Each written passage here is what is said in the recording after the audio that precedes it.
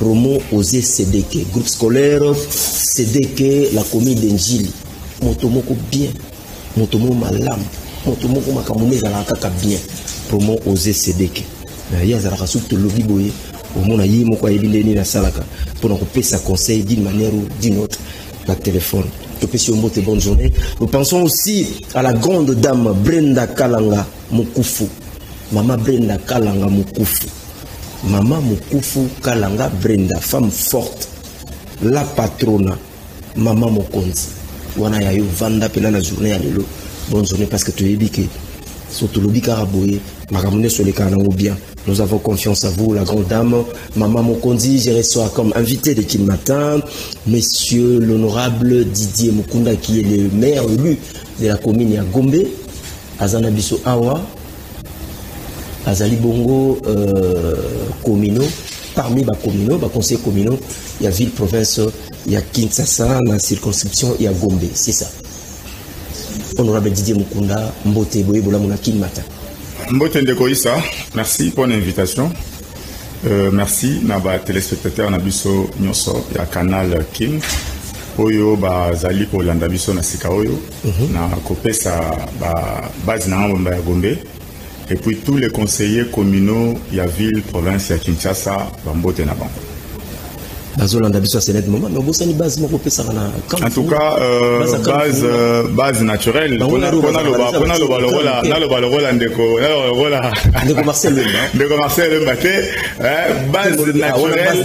à base naturelle. Il y a des leaders naturels à Kanouka, mais aussi la base naturelle.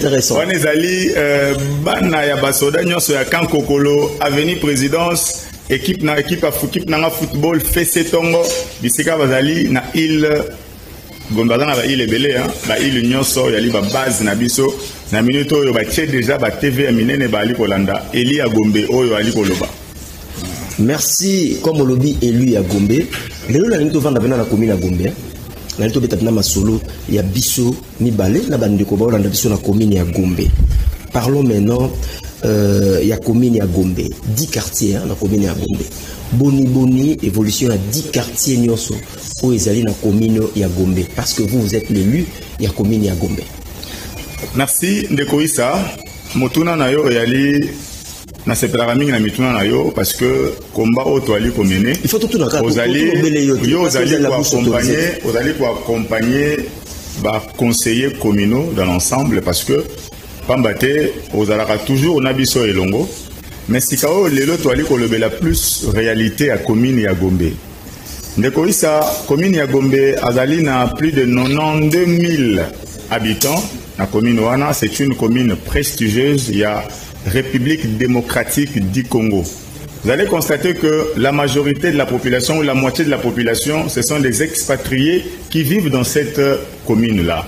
Mais commune le yango et ali le lengeni ni sika oyo Gombe na biso et perdre sens na yango appellation na yango o to bande ko benga yango Kalina lelo Gombe toko comprendre na commune nini parce que Gombe ali Bosoto je vous dis la commune de la Gombe aujourd'hui souffre d'une maladie mortelle et la thérapie de cette maladie c'est en fait la démission volontaire de bourgmestre de cette commune. La démission volontaire. Je vous dis, pourquoi je dis démission volontaire? Vous voulez dire quoi? Cela voudrait dire que Yemoko Tangwaza ko constater que Aza na hauteur il y a Maenyoso et Aliko Lekana Gombe, Bosoto na Gombe. Absence totale, il y a autorité de l'exécutif communal. Alors, il faut, na bon sens, atika démission naye pambate et ali incompétence pambate ali kokoka makambute ndeko Issa Longo. Vous pouvez imaginer que la commune ya Gombe Ozali commune enviée par tous les Congolais. À chaque fois que ceux qui ndeko outi province aye na ville à Kinshasa makanisi ya Yamboyali akende na Gombe. Amona ndeko toali ko kitawana toali ko koma wana. Mais yonde toali ko se. Oui, amona gare centrale, amona place des évolués. Mais sika oyo, gare centrale ça fait 2 ans depuis que Zalaki encerclé clôturé na batol. Toali ko mituna biso toali ba élu du peuple. Toali ko mituna musala nini oyo esi la kate. Population ya Gombe Vous savez, nous les conseillers communaux, nous avons la légitimité, le pouvoir du peuple et nous avons la légalité. Les bourgmestres n'ont pas la légitimité et il y a difficulté entre le bourgmestre, la coopération entre les bourgmestres et la population. Pourquoi je le dis? La population, bazali koya et pas inabiso pour na kopesa biso mayemali kotungisa bango. Pamba te bourgmestre ya Gombe, ata kombo ya pamba population ya Gombe baebi ete, baebi kombo ata ya bourgmestre na bango te. Pourquoi parce que même la population na ba commune ba bango bango te. Ndeko.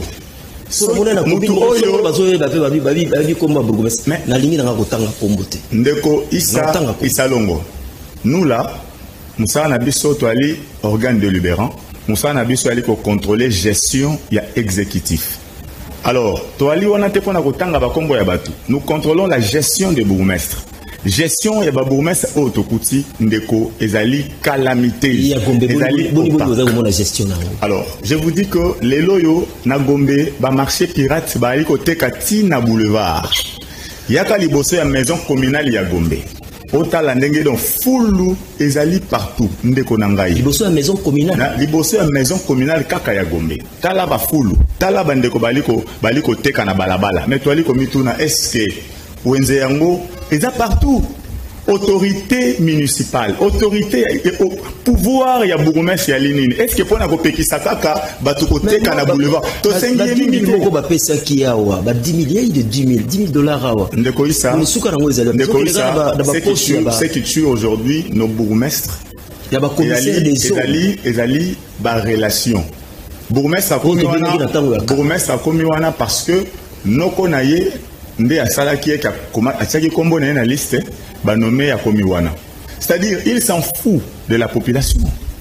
Il s'en fout. Lelo yo biso botika pe ko bambela s'il vous plaît. Vous savez oyo ya Gombe o noko na ye.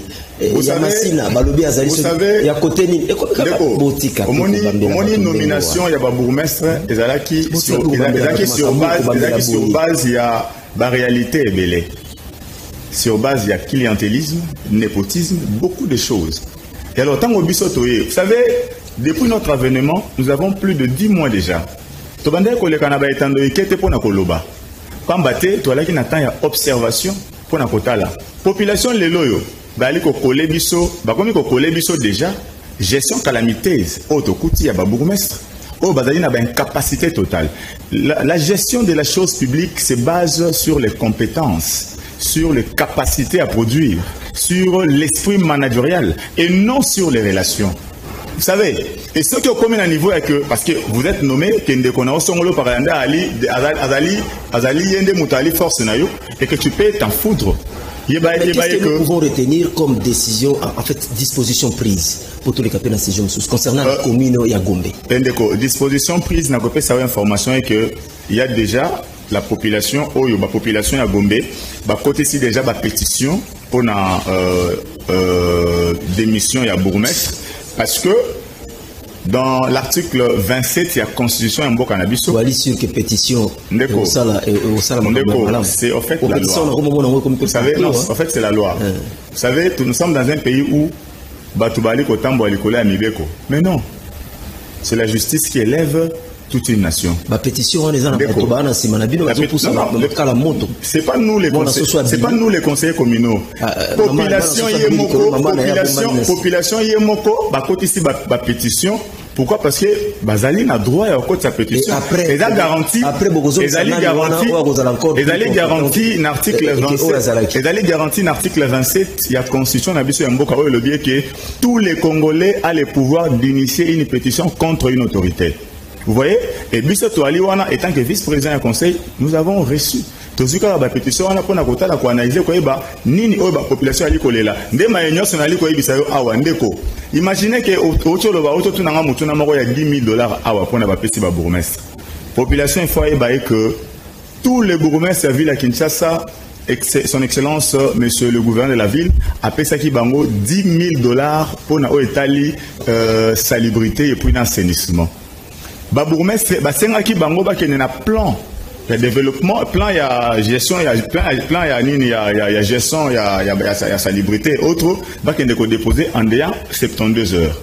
toali mutuna ali komituna est-ce que excellence ba eli déjà plan yango neti biso na Gombe oya biso basombi 3 kombo ya mbanzi ba 3 kombo wana bakombaka na $10,000 basombi na $10,000 basombi 3 kombo wana oya ba mama oya ba teka ba 500 francs 1500 francs bale wana ezaka kuta combien ba bale wana basombi 3 kombo 4500 bazui ba brouette ya kala ba changer yango peinture on a $10,000 na $10,000 wana donc na calcul option to sali parce que vous savez nous sommes là juste pour contrôler biso to aussi ba kana te ba brouette na kala ndeko webi différence les années différence les a que gestion il y a ba bourgmestre ndé bazala ki moto bale ya ba 3000 francs na ba brouette ya kala ba changer yango peinture calcul sali $75. Donc, na $10,000 calcul, na $10,000 on va jouer. Et puis, on y a besoin de bourgmestre, c'est bizarre. À quelle est France? Combien à Gombe, c'est gali? Et puis, na méthode combien à Gombe, et donc, j'ai ramené à WhatsApp. À quoi qu'on déplace? Administration, ils ont foutu, ndeko. Administration à Gombe. Vous savez, s'il vous plaît, ndeko Didier. Combien ils ont géré dans WhatsApp, ça veut dire quoi? C'est-à-dire que, vous savez, quand l'autorité n'est pas là, il faut qu'il y ait un document purement administratif pour les avoir détaillé. En fait, vous croyez qu'à ce niveau, il y a commune, donc en tête de commune, il peut peut-être faire le mouvement ou soit déplacement comme ça sans pour autant. Vous savez que moi, c'est l'administration. Je suis un élu. Dans l'administration, tout s'est fait. Je suis un élu et puis maire, il est à commune à Gombe. Et puis, on a vice-président à conseil. Quand je parle, c'est-à-dire, j'ai des informations. Ndeko bourgmestre ya Gombe atiki même na bagarde rapproché na ba comment kende kozaba taxe. Avez-vous des preuves? Ndeko vous savez ah vous allez télé vérité le bela biso vérité ba vérité ba bazolanda ba ke vérité ya liboye. Vous savez ce qui fait mal c'est quoi? Combat autobundi yango depuis avant IDPS au pouvoir, nous avons risqué de nos vies pour aller lo IDPS au pouvoir.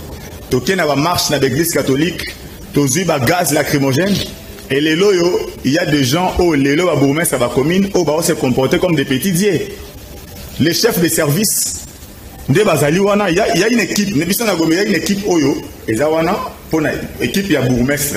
C'est son thé qui gère la commune. Et Vital Kamera le bec en Assemblée nationale. Les non élus baza ko bengana ba élus. Papa population congolaise, il faut comprendre que lelo oyo, sika oyo gestion à ba commune et kozala ndenge zala qui inventé. Parce que biso ba conseiller communaux, toyé, nous avons notre mandat de 5 ans et tokozala redevable après 5 ans pour na ko pesa bilan na biso. Et tokoki jamais nous ne pouvons jamais accepter tokota na kata manigance oyo ko sala que population sala ko souffrir. Ndeko ba bourgmestre ba ko sunga gouverneur té. Maintenant on va payer bino $10,000 pour l'assainissement. Yo sombi 3 kombo na ba brouette akala. Mon Dieu, toza na mboka nini? Et comme il est à boue. Mais oui, ndeko Didier. Ah to komo ke na suka ngonga ngope. Des bonnes choses ne dire pas. Ndeko Didier. La fois passée, vous avez dans l'Assemblée nationale, on a eu une réaction à la présidente de l'Assemblée nationale, à qui je salue avec tout le respect. Honorable président Vital Kamere, Motoso Azoya Naena Makanisia Malamo, DB à la rate. Vous sentez que Zomona Binake, DB Zosa Malamo. Donc, au quotidien assemblée, vous sentez que donc les autres indépendants malades et kende réaction au président et à l'Assemblée nationale par rapport à Bino, conseiller communal et puis au moment honorable Sio Kitundu sur la ville province de Kinshasa, sur les embouteillages et tout.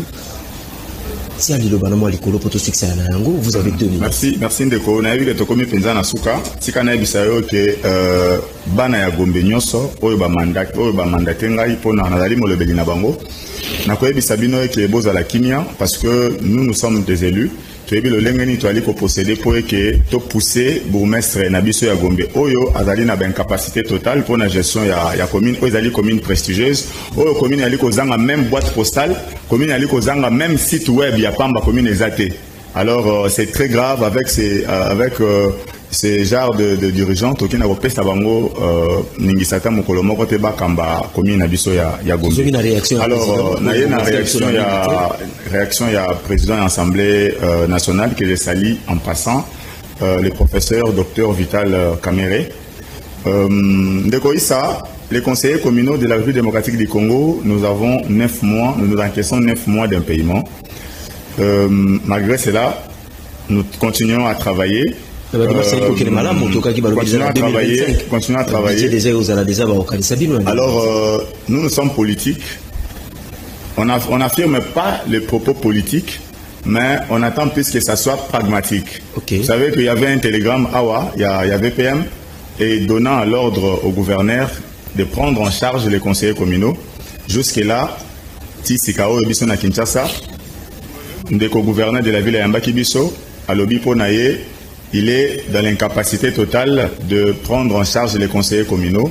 Malgré télégramme, il y a VPM et intérieur. Vous allez comprendre que le monde est en envers. Toye na sortie médiatique, il y a Madame la Première ministre a confirmé na Top Congo que les conseillers communaux, si j'ai résoudre le problème na bango. Si Sikaoyo, tout qui a déjà 10 mois d'impayement. Vous allez comprendre comment est-ce que la politique est dans la Kotambola. Mais par rapport, il y a un message, il y a Vital Kamerhe, président de l'Assemblée, speaker de l'Assemblée nationale, tout à l'heure qui est en plénière, il nous a rassuré, il a encore rassuré que tout à l'heure repris un budget rectificatif, Oyo, et puis tout à l'heure repris un budget à 2025. Pambate, malheureusement, Vital Kamerhe lobby, ceux qui ont repris un budget à 2025, quoi bon organiser l'élection et envoyer les conseillers communaux, nous sommes des élus comme eux. Donc je pense que ouais, ils propos il y a moi Namboka Vital Kamerhe Yemoko. Alors nous étant politiques, toi ali là vraiment que Maloba Oyo, moi Namboka Vital Kamerhe lobby, président de l'Assemblée nationale, et Kokisama et puis les loyo, ils allaient premier ministre à défendre le budget au niveau de l'Assemblée nationale, Kolongananga Awa. Vous allez qu'on embala moko kuna luka koyeba oyoka promesse wana oyo le professeur docteur Vital Kamerhe oyo a prometaki conseiller communaux. Je pense que c'est yango ya muké. Mais par rapport à l'embouteillage, en tout cas je compatis avec tous les Congolais. Pour le moment, l'embouteillage est horrible. Alors j'interpelle le ministre provincial, il y a transport, Totek Ozanaye, moi Namboka Eli Abarumbu. Alors, expliquer Kibiso clairement le biais que Bali Kozaba mesure pour pallier la situation, il y a embouteillage, il y a ville province, il y a Kinshasa.